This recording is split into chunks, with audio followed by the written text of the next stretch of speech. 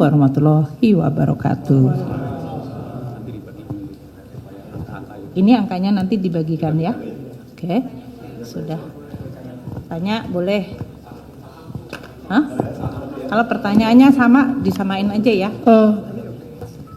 Kalau saya Stefan dari Reuters Bu, mau nanya mengenai respon Kemenkeu mengenai saham Bu hari ini turun 7% Bu.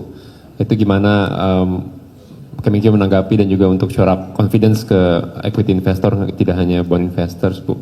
Kemudian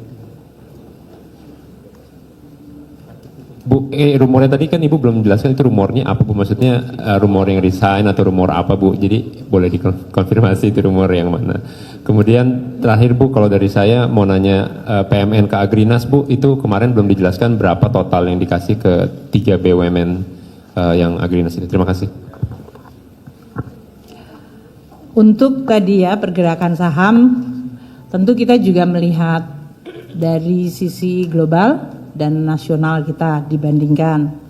Apakah ada faktor yang sifatnya khusus di dalam negeri dibandingkan dari regional maupun global. Untuk isu spesifik di dalam negeri yang kita kolek berdasarkan beberapa pernyataan terkait pergerakan dari perusahaan-perusahaan, terutama mungkin yang dikaitkan dengan BUMN, kita pastikan ya, untuk BUMN terus dijaga dan dikelola secara baik. Kami menyampaikan pesan kepada BUMN dan nanti juga untuk Danantara yang akan mengelola BUMN itu, bahwa kepastian pengelolaan BUMN secara profesional, transparan, seperti yang selama ini Presiden Prabowo menyampaikan, itu menjadi prinsip yang terus akan dilakukan, dan tentu manajemen dari BUMN tersebut bertanggung jawab untuk bisa juga menjelaskan kepada masyarakat sehingga mereka memiliki tingkat kepercayaan terhadap perusahaan tersebut. Kalau ada perusahaan swasta yang bergerak cukup dalam hari ini, tentu itu spesifik mengenai perusahaan tersebut. Namun saya tegaskan bahwa fondasi dari perusahaan-perusahaan yang go public harus terus diupdate kepada market, sehingga market memiliki assessment terhadap valuasi yang fair dan baik. Itu merupakan kewajiban kita bersama. Kalau menyangkut sentimen, yang tadi di sentimen disebutkan, saya rasa Anda semuanya tadi juga sudah menanyakan kepada Pak Dasko ya, waktu di sana ya. Kan dari Anda dari sana ke sini kan? Ya. Jadi rumornya apa tadi yang Anda tanyakan ke Pak Dasko? Ibu tadi menegaskan terkait rumor tentang, biar lebih clear aja Bu, rumor yang ditanyakan apa? Yang ditanyakan apa? Saya tegaskan, saya ada di sini berdiri dan tidak mundur, ya kan? Saya tegaskan saya mengelola APBN dan bersama-sama dengan tim Kementerian Keuangan terus menjaga keuangan negara. Kami ada di sini, kami bertanggung jawab, kami terus menjaga keuangan negara sebagai instrumen yang sungguh luar biasa penting bagi pencapaian tujuan-tujuan pembangunan yang sudah disampaikan oleh Presiden Prabowo, dan juga di dalam menjaga kepercayaan masyarakat. Itu tanggung jawab dan tugas kami. Kami tetap berdiri teguh untuk bekerja fokus mengelola APBN. Gitu ya. Yang ketiga apa tadi? Udah kan? Terima kasih. Oh, Agrinas nanti. Agrinas berapa Pak Rio? Kita siapkan 8 tapi prosesnya masih. Oke. Agrinas itu adalah BUMN baru yang dibentuk berdasarkan BUMN sebelumnya ya. Sehingga merupakan suatu proses dari Kementerian BUMN untuk mengestablish BUMN tersebut. Kami menyiapkan di dalam APBN below the line sampai dengan 8 triliun rupiah. Jadi seperti diketahui di dalam APBN itu ada below the line, yaitu pembiayaan untuk investasi.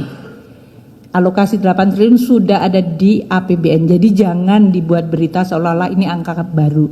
Hanya waktu itu belum dialokasikan untuk BUMN yang mana. Jadi prosesnya sekarang Agrinas oleh Kementerian BUMN akan membentuk, menyampaikan kepada DPR untuk kemudian proses PMN-nya bisa dilaksanakan. Gitu ya? Oke, terima kasih. Kan sama ya pasti pertanyaannya? Beda, Bu. Oh, beda banget. Selamat sore Bu semua ini. Saya Denny dari Media Konten. Ada 2 pertanyaan Bu. Terkait ini OECD kan memangkas proyeksi pertumbuhan ekonomi Indonesia ya Bu. Kalau dari Kemenkeu sendiri melihat pertumbuhan ekonomi di kuartal 1 dan 2 itu proyeksinya berapa ya Bu? Dan pendorongnya apa? Terus tadi pertanyaan gue terkait pajak. Per 17 Maret tadi kan penerimaan pajak bruto tumbuh positif ya Pak dibandingkan Februari. Itu apa yang menjadi pendorongnya, dan mungkin bisa disebutkan Bu secara nitonya sebenarnya penerimaan pajaknya trennya gimana Bu? Terima kasih. Kan saya memberikan bonus hari ini sebetulnya untuk APBN akhir Maret, nanti kita sampaikan ya untuk pertanyaan kedua. Boleh sabar dikit? Ya, nanti kalau sudah itu saya sampaikan. Untuk yang growth projection, kita terus memantau ya. Sebetulnya ada berita yang luar biasa positif kemarin ya, mengenai neraca perdagangan. Iya kan? Sampai tenggelam karena semuanya teman-teman membuat berita baru lagi. Coba kita lihat, apa ya? Ya, trade surplus, saya tahu trade surplus, itu udah judulnya supaya angka Pak Febrio. 3,1 billion US dollar. Ini adalah kenaikan dibandingkan posisi, coba mana Mas Febrio? Mas Febrio itu orang Batak jadi dia nggak tahu. Febrio itu kenapa kok jadi sama saya? Handphonenya sama handphone saya langsung bertemu. Kamu pegangin handphone saya. Ya, neraca perdagangan Indonesia tren surplus 58 bulan secara berturut-turut. Ini mulai dari, masih ingat tahun 2020 Covid ya? Mei 2020 kita tuh surplus sampai hari ini surplus terus. Jadi sudah 58 bulan. Nah, surplus pada bulan Februari mencapai 3,12 billion US dollar. Ini lebih tinggi 2,28 billion year on year. Lebih tingginya tinggi banget loh dari 312 ya. Poin saya adalah dengan neraca perdagangan yang positif di tengah cerita yang saya sampaikan waktu minggu lalu ya. Dunia itu lagi gonjang, semua negara sedang membuat barrier atau halangan untuk trade dengan menaikkan tarif. Kemudian banyak membuat lembaga-lembaga internasional membuat prediksi ekonomi melemah.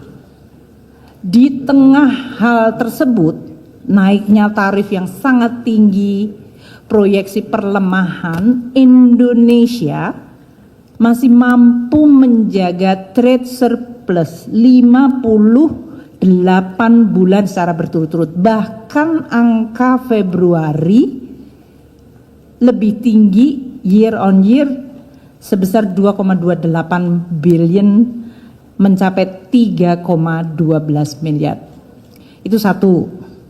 Yang kedua, PMI kita di angka 53,6.